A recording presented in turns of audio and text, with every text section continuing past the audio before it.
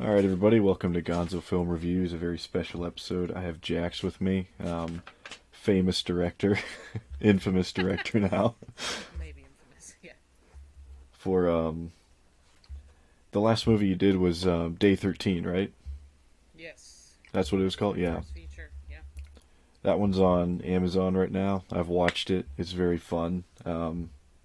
It's very suspenseful, too. So if you Nice. guys like scary stuff, I would check that one out. And the first question I had was, what got you into directing? Like, how did you know when, and also how did you know that this is what you're really gonna do and jump into? It was a little bit of a process, honestly. When I first got out to LA, I wanted to be an editor. Um, I liked the idea of that, and I was good with computers and good at editing, and I had done that, all through school and stuff. And I started working as a PA on sets, and I was very fortunate to work on some really good, big films and TV shows. And through the process of going through a couple shows, the very first movie that I ever worked on was called You Again, which was a very small Disney movie that had like a crazy ensemble cast with like Sigourney Weaver and Dwayne Johnson, Jamie Lee Curtis, like just this small business movie with this ridiculous cast. And while I was working on that film, I kind of got a little bit friendly with the director, and I decided like, oh, it would be really fun to actually run the show. Like now being here, seeing how this stuff goes, like in the real world, I was like, it would actually be really fun to be the one that runs the show. So sort of through that and several more shows, I changed my perspective on what I wanted to do, and there came a point where I was working on Star Trek Into Darkness as a PA, and I got to be very good friends with one of the executive producers, a gentleman named Jeffrey Chernoff, and we would chat a lot, and he would ask me, what is it that you want to do? I said, I really want to direct, and he said, okay, when we finish this movie, you have to go direct something. And I'm like, what are you talking about? He's like, if you want to direct, you have to just do it. And at the time, I was like, what in the world does that even mean? Like, what do you mean just do it? But it's funny because now I find myself saying it to other people, and it means exactly that. Go and write a short film or whatever, and just start doing things. So, yes, we wrapped that movie, which had a ridiculous amount of overtime and stuff involved. And I had written a short film, and I got my friends together, and we went and did it. And that's it. That's the only way I can say what happened. He said, go do it. We went and did it. Um, and that's sort of how my path to directing came to be. Kind of like a fever dream. Yeah, pretty much. It was kind of wild. What were some of the toughest things you had to learn? Like safety procedures. There are things that you need to be aware of at all times in the back of your mind, even if you have more important things to think about that day. So, what were some of the hardest things that you had to learn in order to realize that you were able to finish like a full production? Honestly, the hardest part, well, like, for myself as a director, I have a really, really good business partner. His name is Richard, and he was producing Day 13 with me, and like he bore the brunt of anything that didn't have to do with creative decisions. He has always like really insulated and protected me from anything outside of what it is that I need to focus on as the director. So to be honest, I did not have to deal with really any of that type of stuff. Although it did trickle down to me because I will honestly say that I made a lot of short films. I've done a lot of stuff, and I've worked on a lot of movies at doing grunt work as a PA. My very worst experience on set was directing Day 13. Um, it was not fun. It was horrible. There was a lot of money getting funneled to logistical problems that was taking away from the creative aspect of the film, and that was making myself and my cinematographer like really grumpy.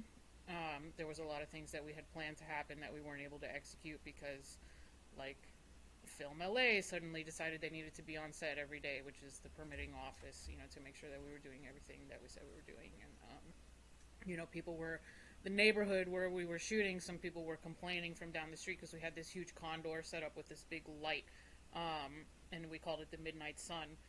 But they started complaining about the midnight sun because we were shooting almost entirely in overnights, and so it's 2:30 in the morning, and there's this massive, huge thing of light outside the window. So Film LA had to come, and they camped out on set, to deal with those kind of people. But that takes an exorbitant amount of money to now pay this extra person to stand around, and so then you can't have like the crane shot that you want going down the street or whatever, So that was disappointing, and sort of learning to deal with how to make creative decisions in the moment that you maybe hadn't planned for, stuff like that. Yeah.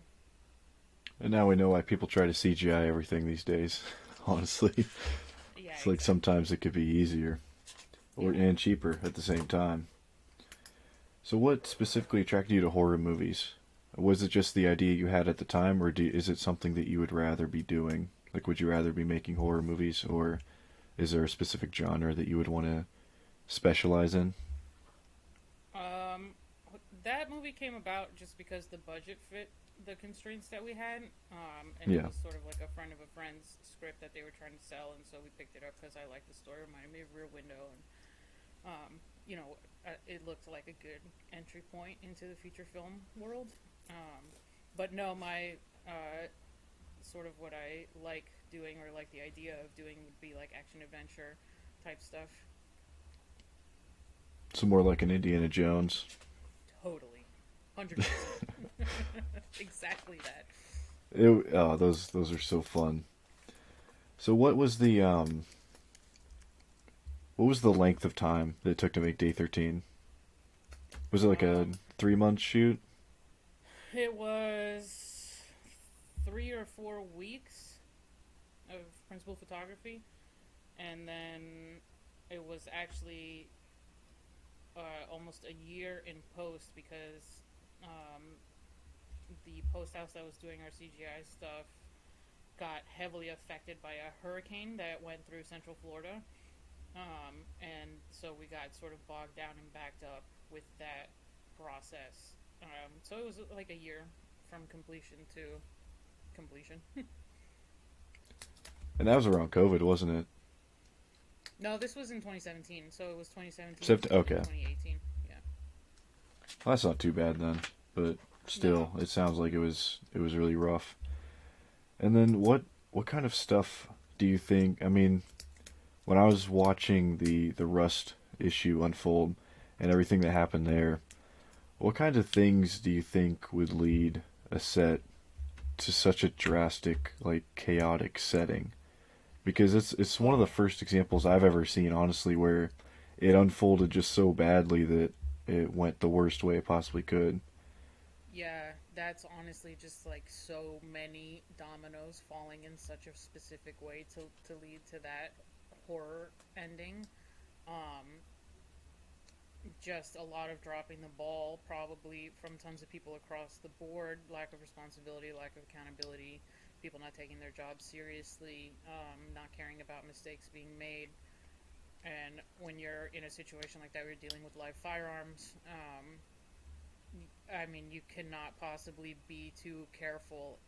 I mean, I've worked on a lot of sets with. I worked on Star Trek, which was like, they had the fake plastic blaster guns, right? And even those were kept under lock and key, and they don't even look. It looks like a Marvin the Martian thing, Yeah. There was no possible projectile being discharged from this piece of plastic, but just because it was considered like to be a gun, was like kept away. So yeah, just that total lack of responsibility for anything is really tragic, and obviously somebody lost their life, and that can't happen.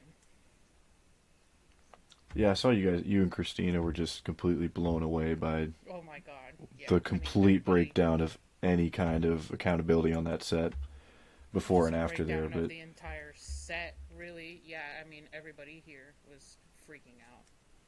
like the whole process, yeah. If you could go and film abroad anywhere, like what would your first choice be? To go, I mean, everything depends on the movie that you would be making.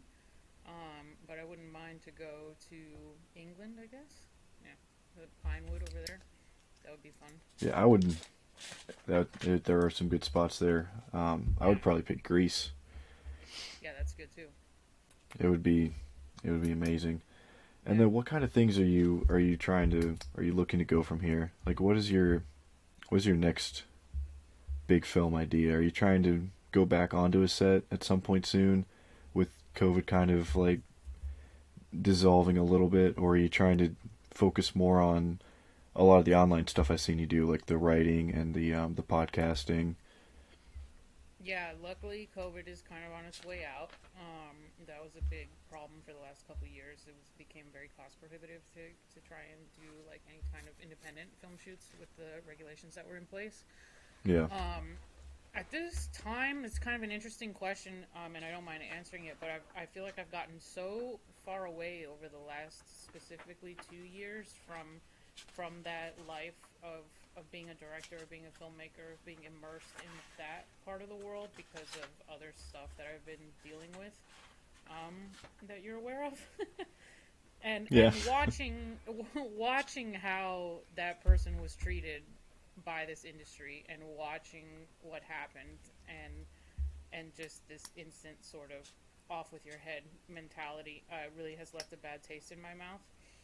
So I'm sort of grappling with these two separate ideas of, yes, I love making films and that's great, but I really don't like what's happened here at all. And I don't want to be involved with those people. So the idea of making films with my friends and stuff like that is, yes, absolutely, that sounds awesome and probably perfect. And I have really delved into this podcasting thing, which I'm going to continue with another friend of ours. And the writing and stuff is whatever. It's just kind of part of what I was doing um, for this time period for a specific subject. But I like the podcasting. I like the idea of doing maybe YouTube videos or doing independent stuff with my friends.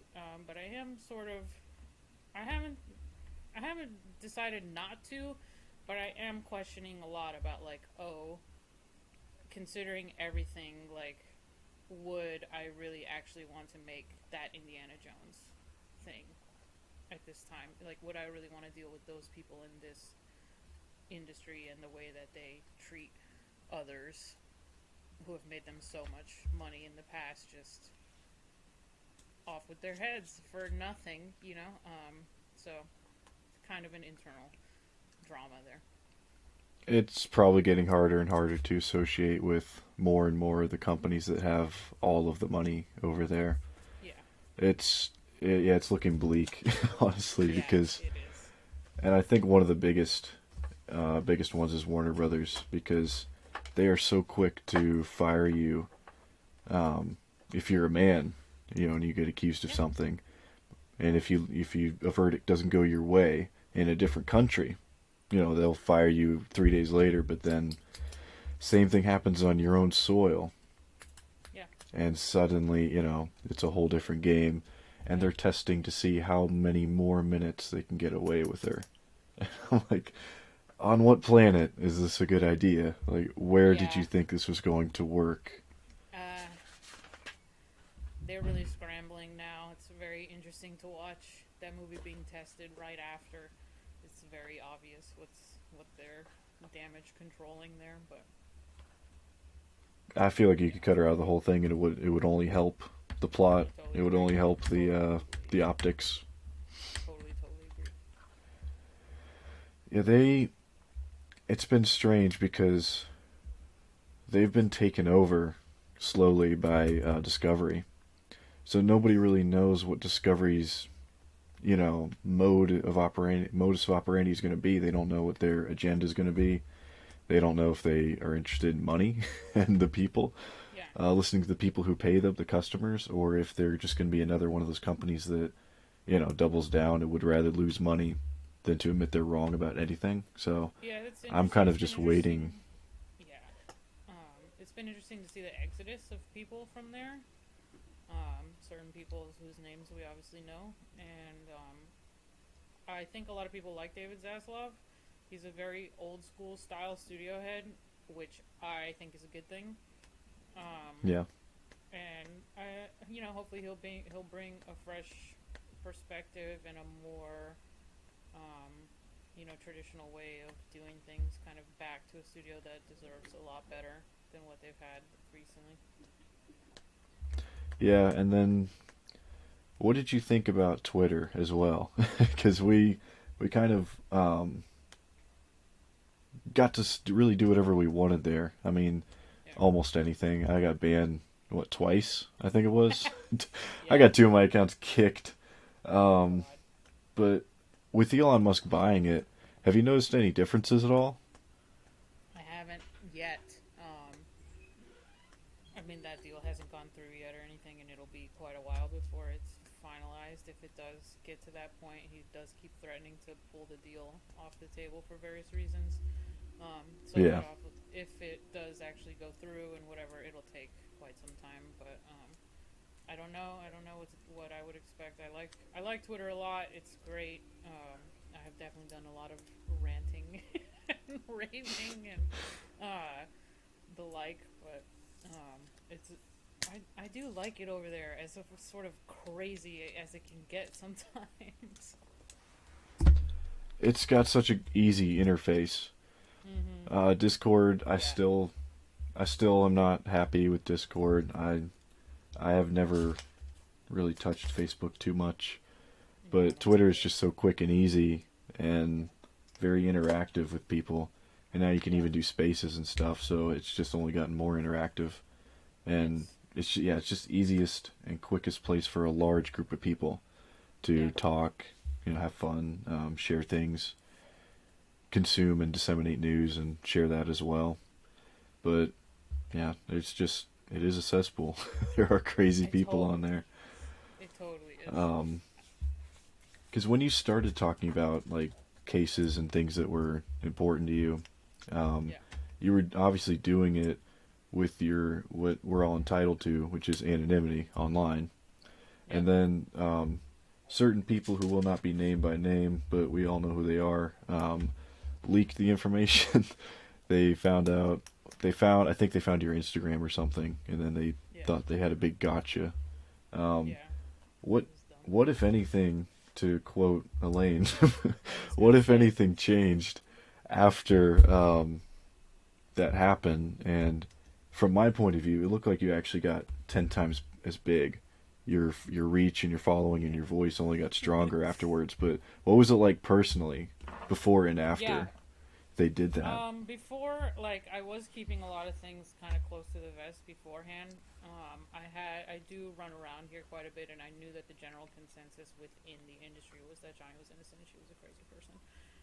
So I wasn't worried from that perspective of like, oh, am I going to be like shunned because Yeah. I support him and not her? That wasn't really my concern. It was just sort of a personal thing. And then, yeah, afterwards, or when it happened, I was like, oh my god, this is so dumb. Y'all are so dumb. And so I just owned it, and I went on Andy Signor's YouTube channel and talked about it, and that was sort of the first big reveal. But yes, everything got so much better. I mean, honestly, I should thank those little freaks, because I got to meet so many more people and so many amazing people through that experience, and actually, like, just being forthcoming with my identity and what I was doing just led me down so many more amazing paths and opened up so many more doors, like just to start doing the podcast and to talk to relevant people in the world, and become friends with them and stuff, and ultimately to head to Virginia for the last 2 months. And yeah, so yeah, you're absolutely correct. My reach went up by tenfold. And then a ton of people went and watched Day 13, which was extra awesome. Yeah, I was one of them. It was fun. Yeah, thank you. It was just a fun time. I mean, honestly, Yeah. people are they need to give creepy horror movies a better chance Yeah, I because mean, it's like a they're fun. campy, silly movie. It's not supposed to be, the best of the best. It is what it is, and I'm happy with it. And despite the troubles that we had on set, it's just there. It's a feature that I made. I completed. You can buy it on Apple right now. I think that's pretty sweet. Yeah, it must be really cool to actually have it done. Yeah. Kind of something you're able to frame mentally at Yeah. least. But yeah, after that as well. Well, I'm sorry, I lost my place in the notes. You're fine. We already did that one. Strike that from the record. Motion to strike. Yeah, I forget what you said that was going to lead to my next question. You were talking about you're talking about when they released your motherfucker. It was such a good question too. Uh, you see where I am mentally with all this. It's just exhaustion. That's what I was gonna do. Okay, I apologize for all of that. No problem. I was going to ask to segue into what it was like inside the courtroom. So I'm going to do that in 3 seconds. So I have my Okay. my stop point to edit. No worries. So you mentioned being in Virginia. I'm guessing that was for the trial, and I think it's Yeah. been long enough since the trial that we can now call it the trial. So Yes. what was it like inside? Because you were in there almost every day for a few weeks of it. Yeah, I was in Virginia for the entire time, for the entire 6 weeks of the trial, but I did not attend the trial for the last couple weeks because it was just so crazy. But yes, I attended most of the first month every single day, and honestly, to be there in the time that I was going into the courtroom, it was not bad. It was actually very quiet, as far as like the crowd and everything, and it was mostly people that we know, that were attending, and so it was very civilized and chill. And as far as being inside the courtroom, it was, very strict procedures about making noise and no phones and stuff like that. So there was no circus at all. It was a very isolated experience being just within those four walls. Had no idea throughout the days, like, how crazy it was getting, like, out in the world. As far as people, really watching it online and everything. It wasn't until not even right when Johnny took the stand, but a few days later, like as that started becoming apparent that he was on the stand, and then especially when Amber took the stand, then the circus started. And again, I would say not within the courtroom itself. That is a very tightly run ship. The judge did a fantastic job, like just keeping all that under control within the four walls of the actual courtroom where the proceeding was happening. But outside, with the alpacas and like just the people that came Oh, from all over the place to try and get in and everything, that's when madness really erupted in this little like Fairfax County, Virginia. Just I can't imagine what those people were thinking. I was hearing from some of the law tube folks Yeah. trying to get in every day that like they would literally be people at 1 a.m. midnight Yes. the night before to get into a proceeding that didn't start until like 9 in the morning. So they'd be sleeping on the concrete outside just Yes. waiting to go in. It sounded nuts, but yeah, that's what I noticed too from the videos was that, and from what people were saying, nothing went nuts until maybe week 4 because the It first was few sort weeks of seemed to the be just smooth sailing. Yes, it was sort of the back end of week 4 is when it really got crazy. Yeah. Were you there when Barlow got the boot? Yes, I was. That's, that is amazing. You Yeah. should have a T-shirt of that event. I might get that. That happened. Yeah, that happened on a Thursday. So like all that craziness that happened with Gina Duders getting kicked off the stand and all that stuff, happened on a Thursday, and I was there that when they asked Eve to step out, and then they let her back in, and all that stuff. and then it was the next day, Friday. Their court was not held on Friday until the very final week. Friday was held for motions between the teams to duke out their arguments or whatever, and so the very next day was when that court order came down that she was banned from the courtroom. So satisfying. I'm probably going to get a picture of the order printed onto a t-shirt. It was so satisfying. Because I was so tired of them at that point. I was so sick of everyone on that side of the room, especially after reading the UK transcripts from Nick last year, and just all the stupid stuff that Whitney was doing. You know, Sherborne was literally calling her out in real time in the court, saying, "Can you get her off of her phone so they could quit tailoring their testimony and changing it every few minutes?" That's just, if the shoe was on the other foot, I swear there would be huge outrage and sanctions left and right. If Johnny's witnesses had changed their stories mid-trial, and if he had submitted 15 brand new witness statements that were just altered from his previous versions because, quote-unquote, I remembered new things after seeing the other side's evidence, he would have been sanctioned. He would have been contempt of court.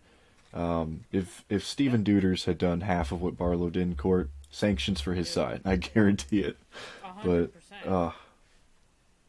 But the thing is, everything. Yeah. Sorry. No, go ahead.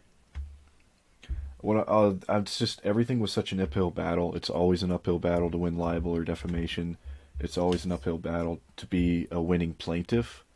But to win that resoundingly on all three, it just gave me the utmost satisfaction with everything that we've talked about for the last 6 years on it. Just it feels like forever. Get it over with. God, yeah. It was so satisfying when they came back with all three statements were defamatory. Oh my God, I was just like running around my house like a lunatic. Where were you at the time? Were you just like on the couch with the dog? I was on the stream with Legal Bites. And awesome. Watched it live.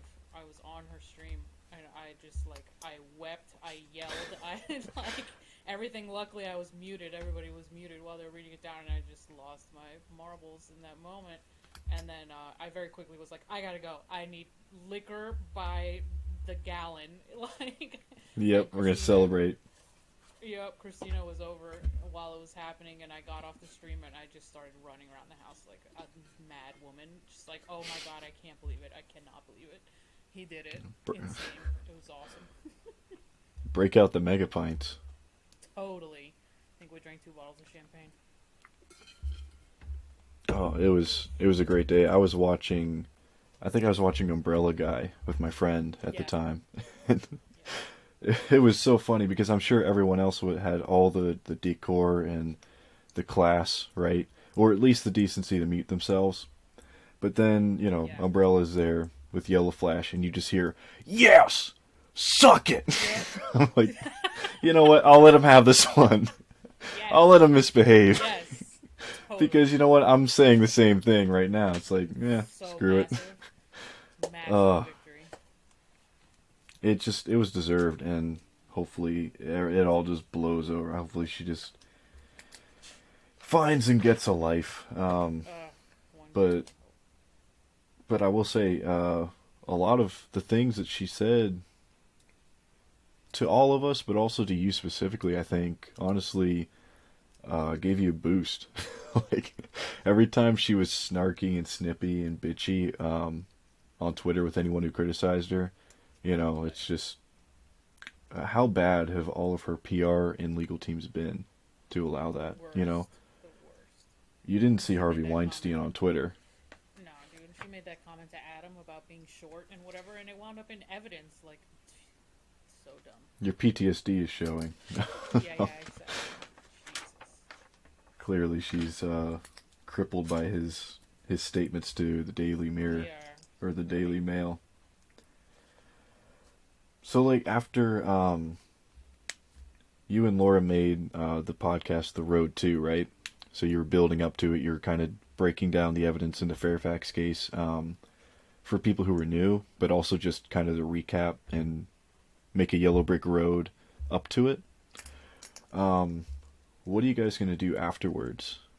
Is it gonna be more of a movies thing, or is it gonna be more of a aftermath first, and then kind of branch off into other topics once she finally shuts up and finds something else to do, someone else to attack?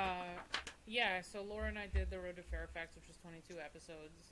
I considered it to be like a limited series or whatever, and Laura's going to do a YouTube series of her own on the upcoming Rocky Brooks case.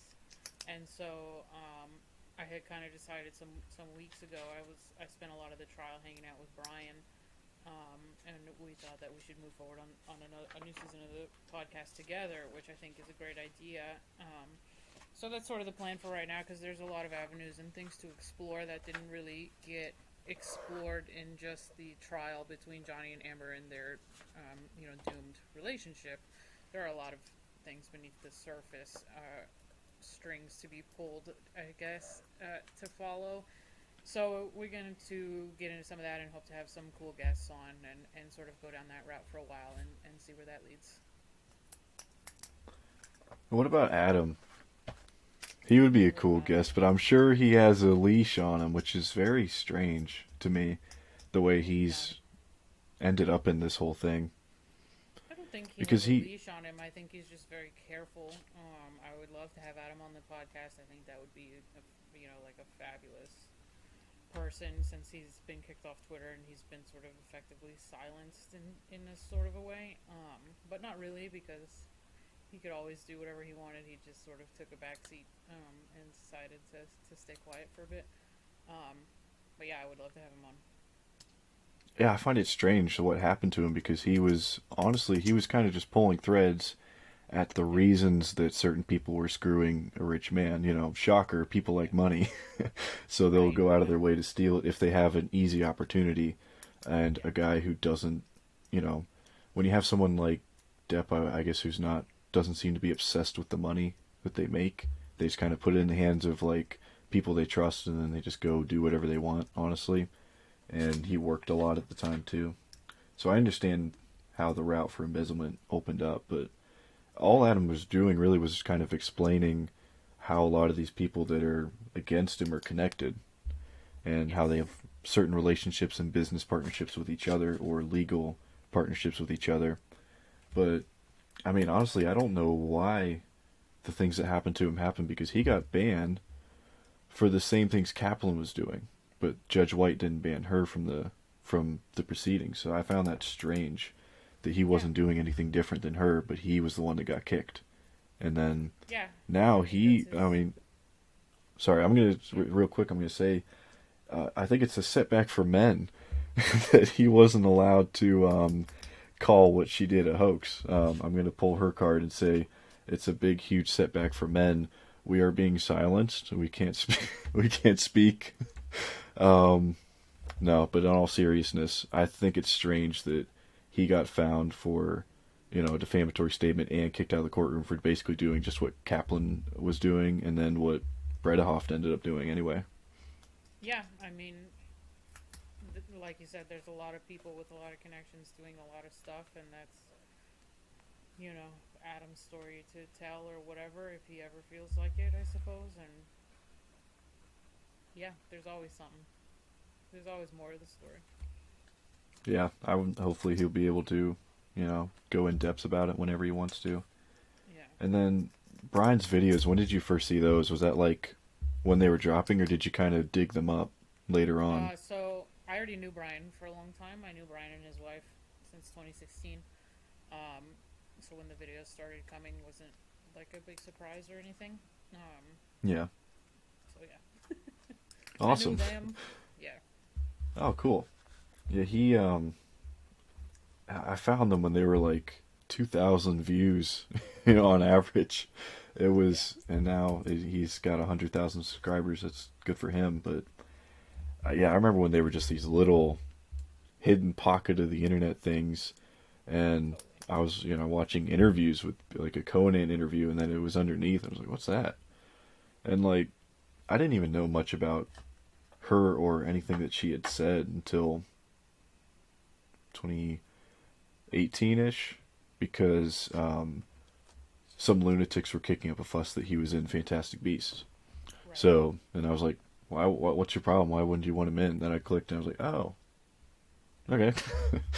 I didn't Right. really catch that when it happened a couple years ago. I must have really missed Right. it, Yeah. which is interesting. But I mean, it never occurred to me to be something that was likely. I mean, it Yeah. seemed like there were just too many weird inconsistencies with it, and honestly, I think her own team did a lot of damage to her in Oh yeah. 2016 with the whole divorce thing because it just became so obvious how much that she wanted money out of it. So I think that's part of the reason in 2018 when I first heard about the whole thing and all of her accusations, where I was like, did he though, or were you just looking for nice severance pay? But yeah, Brian though, his videos have disappeared as well, and Yeah.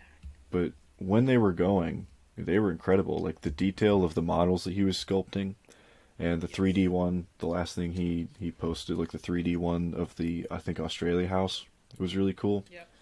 Um, but yeah, obviously you got to hang out with him for weeks, so it's good to hear that he's doing Yes. well and Yeah, everything. I he's was great. worried about him.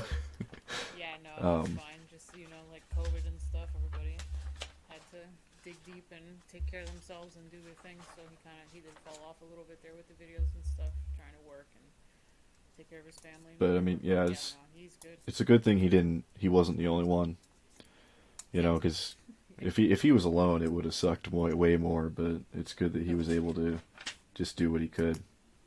Yeah. And then, what do you think also is the industry going to look like going forward? Not just in regards to this, but like overall, because there's so many weird things happening. Because streaming is big, but it's also being hemorrhaged now because streamers are getting greedy and they're taking advantage of their power and they're losing people. So are people going to be going back to cable? Are they going to be watching cable TV more again? Do you think there's going to be the theatrical landscape is a mess, but like with COVID, because the only things that play well are big action things or superheroes. That's the only thing we see now. Everything else either Yeah. flops or gets like a limited A24 release. Like, what do you think the It's standard hard. is going to be? It's hard to say because there are so many options now, and there is this unfortunate aspect, like especially coming off COVID, where people really realize that they enjoy watching their movies at home and they're able to get that access very easily. HBO Max and Netflix and Disney Plus, everything's there. And if you have a big TV, it costs you a lot less, to go buy a box of popcorn at the store and some sodas and chill out on your couch, um, than to go to the movie theater. And so it's difficult to say what the landscape looks like going forward. Streaming's obviously massive, but there's all this. It's sort of like the Wild West right now. There's so many options and so many directions to go in. I don't think you can make an incorrect choice as a filmmaker, as a content creator. I don't think you can make an incorrect choice as to which direction you go in. Personally, I really enjoy the theater experience, and I wish that studios and even more major independent production companies, Blumhouse and whatever, would make those sort of lower budget, um, not so crash bang action adventure things that we used to see like in the 90s. I guess that's the reference that I always make, is you would have these smaller films that would do really really well, but now, on the other hand, those are the films people want to watch on their couch, so it's hard to get people to go. Um, so it's hard to say, to be honest. Even silly things like RV, like Yeah, that did well. That did pretty well, and yeah, it was just a silly, Robin Williams family comedy. But yeah, exactly. yeah, I mean, it's weird. I think the only way that they would attract people in a significant way is if they decrease the price for things like IMAX and Dolby Mm. and 4DX or whatever they call the other ones, because they're the only things that are really different, and you can't get Yeah, that at home even with the surround sound speakers. But they're never going to lower the price on anything. no, So that's I definitely don't. not going to happen. And then watching. the behind the scenes of a theater working, like I'm pretty privy to how much they have to struggle to survive themselves. So all the Right. people that complain about, prices of this, prices of that, well, I mean, this is literally the only way that we stay open. Yeah. And, just don't buy it. I don't know what to tell you. Don't buy it. I don't know what to tell you. Um, Right. yeah, theaters are struggling. There's big few like chains that are making it well, but most of them are they've been hit pretty hard, and some of them have, even the big ones haven't fully recovered from 2020 yet in Yeah. terms of revenue. They're still in the negatives. Yeah, I mean, even theaters here, the big main movie theater by my house changed hands. It closed for a while, and then it's such a, like, sort of iconic place that AMC wound up snapping it up because it's just, you can't let that go. It's in the middle of a mall that's, Yeah, got a lot of traffic going through it, and the infrastructure's there. It's a movie theater. So AMC wound up picking it up, but there were a lot of smaller theaters around here that didn't make it, and that's really unfortunate. It's where you would go to watch sort of art house films, independent really really independent films, and sort of artsy stuff that you would never see play at an AMC. So it was unfortunate to see a lot of those small theaters close. yeah. Did you watch Everything Everywhere All at Once? Were you able to catch that No. one? Mm-mm. It's pretty good. I would recommend it if you're looking for something more, off the ball, Right. out of left field. Nice. Yeah, I'm really bad at watching stuff. Oh, it's not a require. It's not an assignment or anything. No, I know. I'm just horrible. People are like, "Oh, have you seen Obi-Wan Kenobi?" I'm like, "No, bro. Have you seen the new Stranger Things?" Nope. I mean, yeah, I don't keep up as well unless I'm reviewing it, and then Yeah. I do it, but it hurts sometimes. Yeah, for sure. Obi-Wan started off great, then it just crashed and burned recently, so it's gonna be a struggle to get through the last two Oh, episodes, that's but too bad. I will do it for you Yeah. folks. Take one for the team. Seriously. Um, Yeah. but yeah, it's been just question marks everywhere as far as this industry, because I couldn't have started at a better and a worse time to make a film podcast because now Right. I mean, there's so much to talk about, but there's also so little to talk about. There's just so little coming out that's really juicy. Like, I didn't get to see Minimon in theaters. It was nowhere near me. Right. Um, Same. there's so many movies that just should be out, but they go straight to streaming. It's not worth the risk. They're scared for whatever reason, and it just leaves us with strange things or very typical things like Marvel movies. I'm Right. really tired of Marvel movies, so Really it's tired. just Yeah. there's only so much you can do before eventually you start agreeing with people like Scorsese and realizing that it's pretty much just become Hershey Park or Six Flags is with the movies now. Yep. It's totally true. It's a whole experience that you have to like gear up for. Like, it seems that filmmakers are being punished for trying to bring something new to the table. Like, from what I'm hearing from most people is that they get sent back. Okay, yeah, make it a little more typical and watered down and four quadrant, and then bring it back. And then nothing's going to progress that way. There's not going to be any innovation. And I feel like the moment started when George Lucas sold Star Wars. I think that's the one Right. apocalyptic moment where Yeah. I think the profession has started to struggle because these huge conglomerates just took all the IPs, and he was one of the greatest innovators we ever had. He did the digital thing before anyone else did. He was doing the blue screens and the green screens and sound technology, visual technology with both film and digital that nobody had even thought of before. Um, Yeah. yeah, it's just, I think the day he did that in 2012 was when we crashed and burned. Yeah. But Probably. there is some hope though for the industry. I talked to Daniel Hess a couple weeks ago, there are still a lot of independent filmmakers out there trying to keep it going, trying to do what they can, but as far as large scale, national media attention or big wide releases, it's pretty much just, the superheroes now. Yep, that's it. Which is unfortunate. Yeah, hopefully we get a revolution, but we'll see what happens. Yeah, we will. And then We definitely will. I have a few more questions about some of the things that you've been doing. Sure. At what point do you think? I know my personal answer to this, but at what point do you think you can close kind of the book on this whole specific incident, this whole specific case, in a way, and just kind of say, I think I've finally done it to the point where I can, not make it as often as I do, like not have to Everyday combat adventure. so much stupidity. Yeah. God.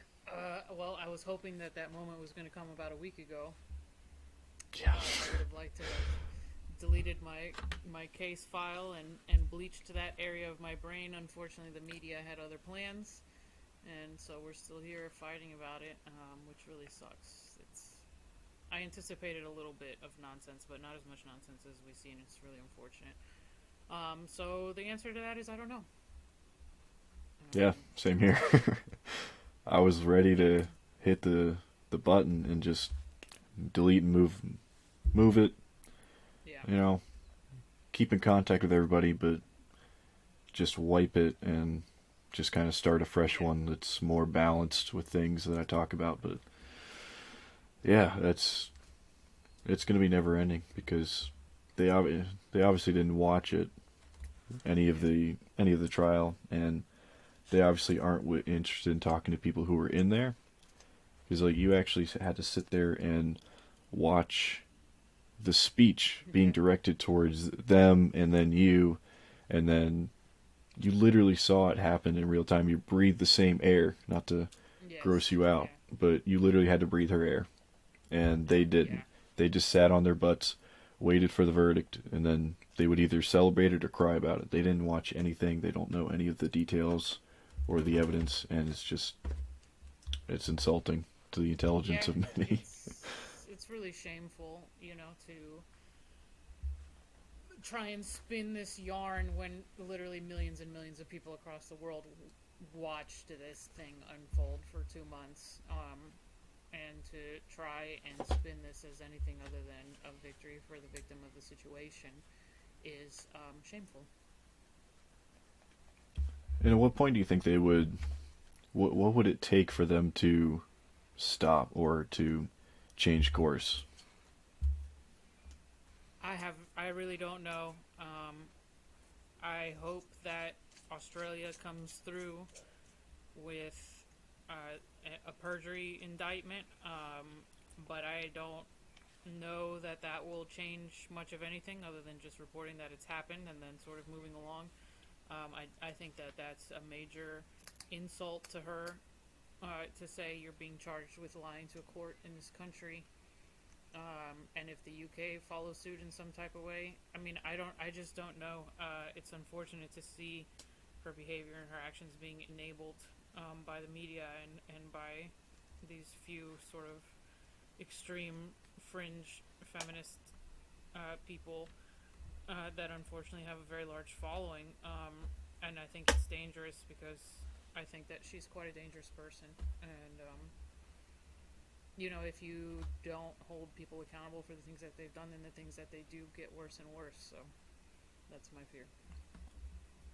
Yeah, I was talking to someone a couple days ago, and one of the things I told them was that this is only one of them. This is only one of the victims. It doesn't include Kate James. It doesn't include her sister. It doesn't include her mom. Rest in peace. But it's so many people that are left out of this this verdict. So if he doesn't collect on this, it's just all it's going to do, honestly, is enable her and embolden her to keep going, knowing that there's zero consequences for a single thing she does in life. And obviously, his choice is his choice, and I'm sure that he is the better person and the bigger man, so it's very likely he just kind of folds on this or takes a much lower one because she has a kid. But I mean, it's just what I would do is I would take it all, force it all, take absolutely all of it, give 3.5 million to the CHLA, give some to Right. Kate James, Yeah, yeah, donate yeah. to the Art of Elysium. Right. Um, ACLU that's what I would do with it. I would put it everywhere that I was aware of personally that had been left in the trail of wreckage. Like any Totally. person, any institution, I would give it to them. I would I would donate to the Fairfax County Court if you can do that. I'm not sure. Absolutely. Um, I don't know if you can donate to. Can you just donate to courthouses? Just send them a check. I don't know. I have no clue. Like I never even thought No of that before. idea. That's Huh. an interesting question. Google time. That's funny. Can you donate to courthouse?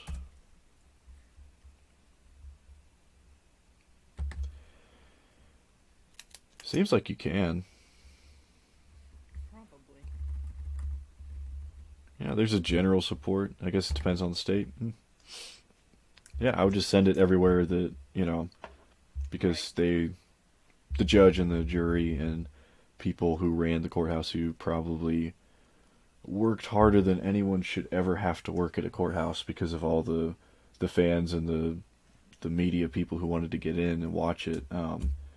And it's just it sounded horrible for those poor bailiffs and the sheriffs there. So Yeah, I mean, frankly, the I'd donate to courthouse them. itself is quite large and everything, but like the community is not that large. So like, just this incredible influx of humanity into this town. I can't imagine, what the population there was thinking. Stampede. Look, that's what it looked like. I saw like the 1 a.m. videos of people just running across the Yes. parking lot in Yep. huge zombie hordes, and I was like, this is Crazy. a little scary, honestly. Nah, that's when I stopped going. I was like, forget it, dude. I'm not going to like get in some foot race. This is stupid now. Were you there when the crazy doctor was like spazzing out, or I was was that one of the later I days? was not in court. No, no, no. I was watching it. Yes. Yeah. Oh my Crazy. gosh, that was probably one of the Holy funniest moly. things. I know. The Lunatic, man. that guy who does the TikTok cartoons, he is killing me. Oh, I'm Because sure. the one he did for that day was just, it was scary because all he did was actually copy the exact movements of Ben and Depp in that Right. situation. Right. But it was so funny. And usually with the cartoons, he does something crazy, like he makes them bonk each other on the head with the Oh, sure. gavel. But in this one, Yeah. all he had to do was just like, okay, I'm just gonna scan this Just and gonna lay animate this it, and then just over. leave Right. it alone. Exactly. Hilarious. Oh, that Jeez. guy was nuts. Total nugget. It's just, Total it nugget. showed the dichotomy. It showed, Oh, very yes. well dressed, well spoken experts with, general knowledge, and then you had angry looking. It was like a Disney movie. Like everyone on her team was angry and disheveled and kind of dirty looking, Yes, they were and all so just like, mad. yeah, it's like you guys all managed to make the optics of this match the match the evidence. And I Yep. feel like the UK optics were um, much harder for him to overcome because you had the poor little woman dressed in white, whining Uh, about everything on the stand, like, oh, it's just poor little me, and she didn't have the jury there to act as checks and balances. It was just the judge yeah. sitting there going, yeah, I accept everything. Yes, Totally. Everything everything she you say, said but is not anything you great. say. Yeah. Yeah, no Totally. contradictions whatsoever. What a joke. What a What's joke. the episode name where you break all that down? Um, Oh God, I your don't know. podcast.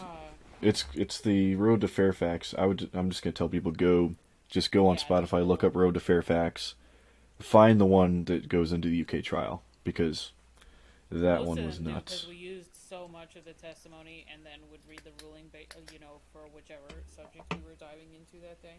So kind of the whole series is an overview of the UK trial. Yeah, I'm not shocked at all that a jury had a completely different decision. I'm not shocked at all. No. But yeah, there's so much to talk about with the case. But I'm gonna try and veer it back into film for a little bit. Sure.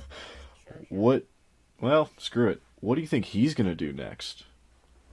Actually, like post verdict, what do you think he's gonna make a run for one more Pirates project? Like, is he gonna, if they gave him a big enough offer for a short Disney Plus series or whatever, do you think he would take it, or do you think he's just kind of cutting them off, focusing on infinitum nihil projects and independent projects that people ask him to do, and then just playing music and saying screw it, I don't need you guys anymore? I mean, I don't know. I can't speak for him. Oh yeah, obviously. I would probably consider it. I would only consider doing a pirate thing. Warner Brothers can just go away, because they were just awful beyond repair. But Yeah, at least Disney Disney didn't hire her. Yeah, the Disney thing is a little bit different, just in my own perspective. I don't know. I think that if they came correct and groveled a bit and apologized and stuff, that would be open for consideration. That's what I would do. Yeah, I would give Disney a shot, but I would never look at Warner Brothers again. Like, fire me, hire her, keep her, and then don't fire her. Yeah, so it's like complete opposite treatment. Yeah. And then I think actually that's what I forgot to ask you about. One of the biggest stories before you were doxxed was that you had heard that she was out of Aquaman 2 as of 2020 something. Yeah, around 2020. May And of 2020. yeah, and then of course her 5 fans were like freaking out, saying things like, "Oh, this random person doesn't have any industry contacts." So then they doxed you. They found out you have industry contacts, and then they were like, "Oh, they can't be good contacts." Right. Like, she obviously works in the industry. It was the goalpost moved, but Yeah, they totally did. That was really funny. the thing on that though was that you weren't even wrong about it. It's just that situations change, especially in Hollywood. They change weekly. So when she was brought back in, it was because of UK, wasn't it? I mean, Yeah, exactly. So that's what we believe to be the case. yeah. So but besides that, I mean, they probably obviously weren't operating. They were operating in the dark on that though, because they wanted all their decisions based on any trials to be non-public. And they didn't want to be dragged into these things. So, I mean, I think they were correct in categorizing this as chemistry issues, because I think there was probably a huge difference between 2016, 2015, I think it was 2015-ish, Amber Heard, and 2020, Amber Heard.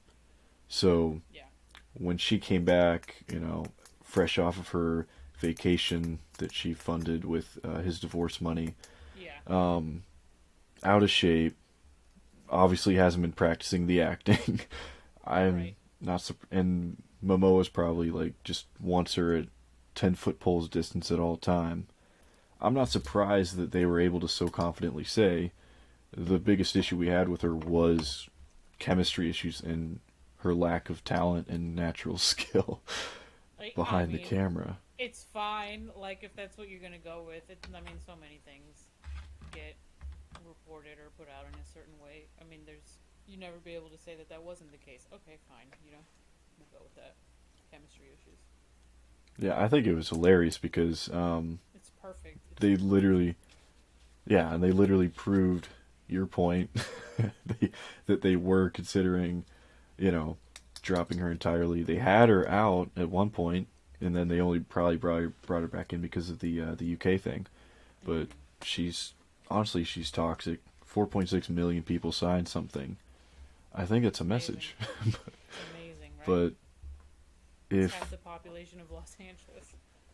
if 1 million people signed something against him, then there would have been a statement saying, we are taking these concerns very seriously, and we are against violence of any sort. We don't condone any of that. We will be investigating this. Good Lord, that sounded loud. We will be investigating this to our fullest ability, blah, blah, blah. Like the same things that they post anytime the feminists get mad. But what about when it's someone else? What about when it's one of your fake spokesperson people? Right.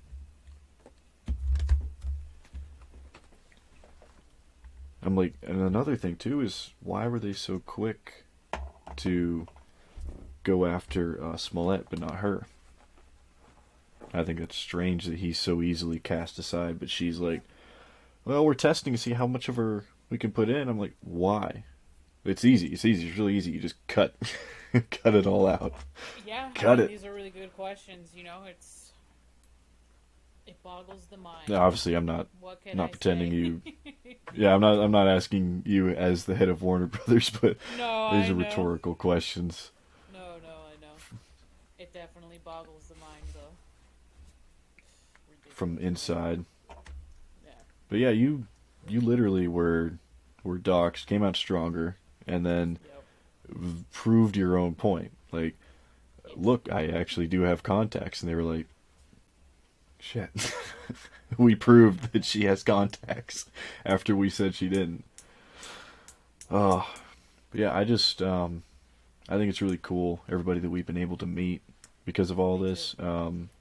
Sometimes horrible things bring, a lot of good people together. So that's been probably one of the most fun things about the community, honestly. And I totally agree. It's been the best part of the whole thing. Yeah, so hopefully everybody be able to stay in touch as long as possible. And there's been so much like support and good times that honestly I've had with a lot of these folks, and everybody is just so kind. Like, it's surprising. Awesome. It's just so great. Just how many people have been, just honest, and fearless too. Because, there was a time when people would be scared to yell at the media like this over things like this. It used to be only the Sun. Middle fingers in the air, like, y'all are wrong. Like, dead-ass wrong. Jeez. And that's one of the biggest bonuses, I think, that came out of Adam coming into this thing, was that he gave a lot of people, he showed them they didn't have to be afraid, if they have strike that, if they're armed with the truth, they don't have to be scared to throw it at everybody who's misrepresenting it. So I think honestly he was one of the big inspirations for a lot more people to come join us in 2019, 2020ish.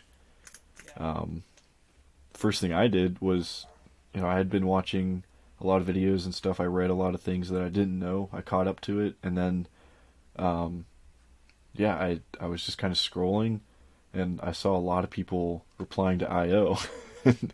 And that was awesome. I think this was post transition. I'm not 100% sure. I think that this was he at the time, so correct me if I'm wrong. But this was early 2020, so that was he, right? Yeah, I think IO's gone with he for quite a long time. Okay, at the time, that's when he called them donuts. Yes. And then everybody put like the donut in their bio and in their name, and it was just birthed a movement. All the donuts, and there were a lot of things to celebrate with. I had a mega pint. Yep. I celebrated with donuts, the mega pints. Yep. The hearsay. Oh, that's awesome. Love it. This was that Etsy. Is awesome. Objection hearsay. That is awesome. Yeah, it's been crazy, but it's been fun. But I'm exhausted. I would like her to go away. I think the best day of my life was when I blocked Eve Barlow. That's, she blocked me first, actually, but that's alright. Makes it more fun. Yeah.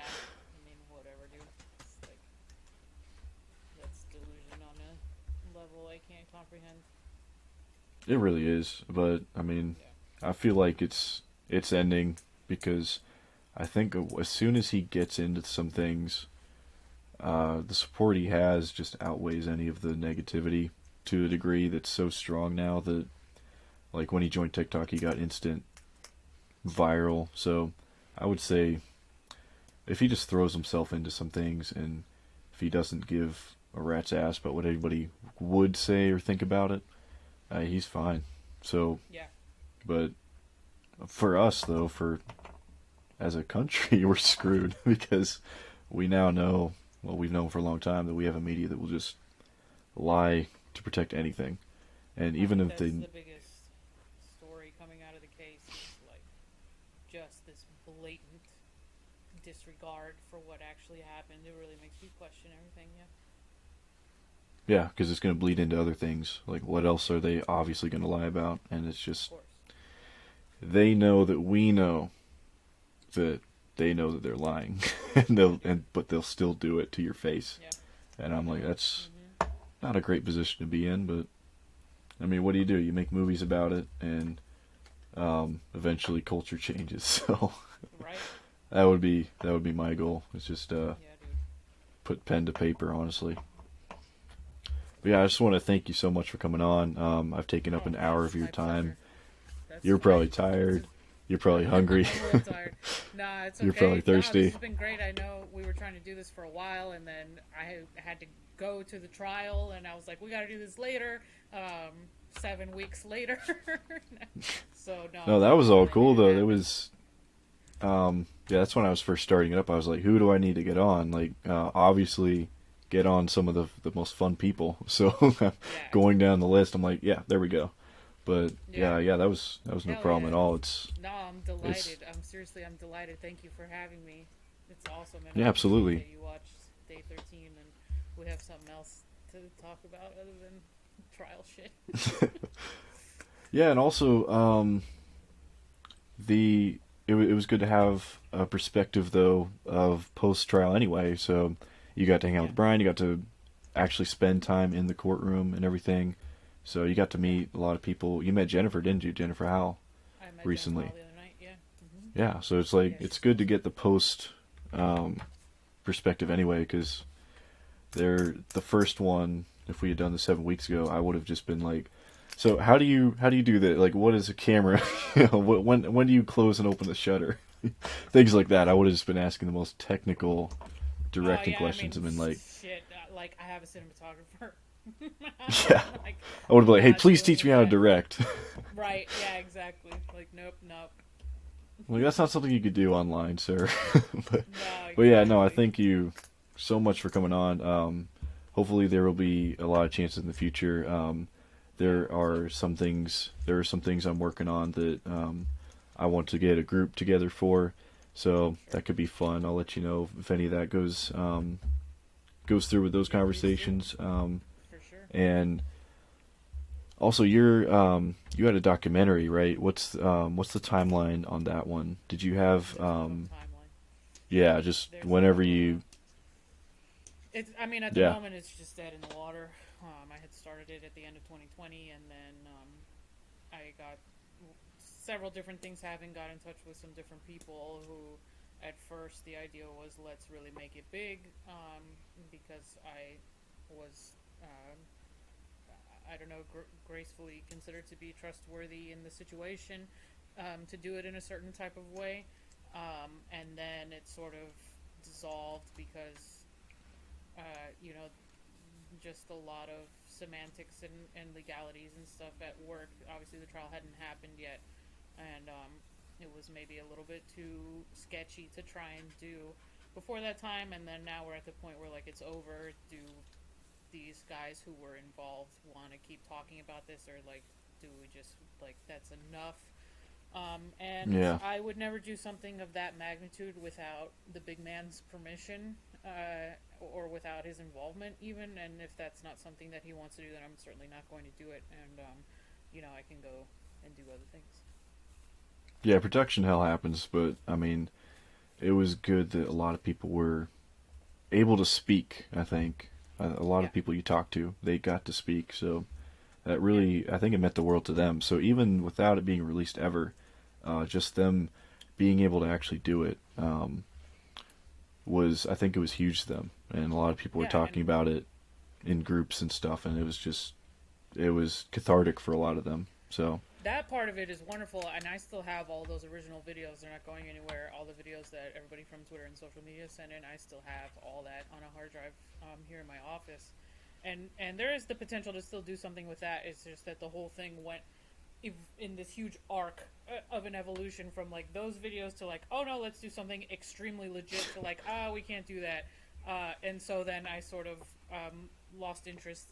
I don't want to say lost interest, but the whole experience was such a like roller coaster of going from point A to point Z, honestly, that I sort of was like, I just can't even deal with this anymore at this point in time, and then just went to do the podcast and all that stuff.